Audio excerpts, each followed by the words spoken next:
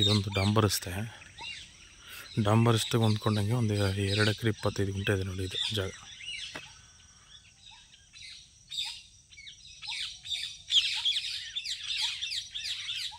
ಅವ್ರು ನಡ್ಕೊಂಡು ಹೋಗ್ತಿದ್ರಲ್ಲ ಅಲ್ಲಿಂದ ಮೇಲೆ ತನಕನೂ ಇದೆ, ಆ ಸ್ಟೆಪ್ ತನಕನೂ ಇದೆ. 2 ಎಕರೆ 25 ಗುಂಟೆ ಟೋಟಲ್.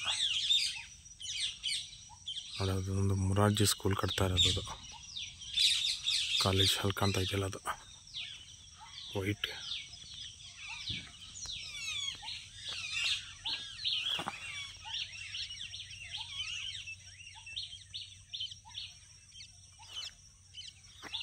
ಅಲ್ಲಿ ಕಾಣ್ತಾ ಇರೋದು ವಿಲೇಜು ಇದಕ್ಕೂ ಒಂದು 200-300 ಮೀಟ್ರ್ ಡಿಸ್ಟೆನ್ಸ್ ಅಷ್ಟೇ.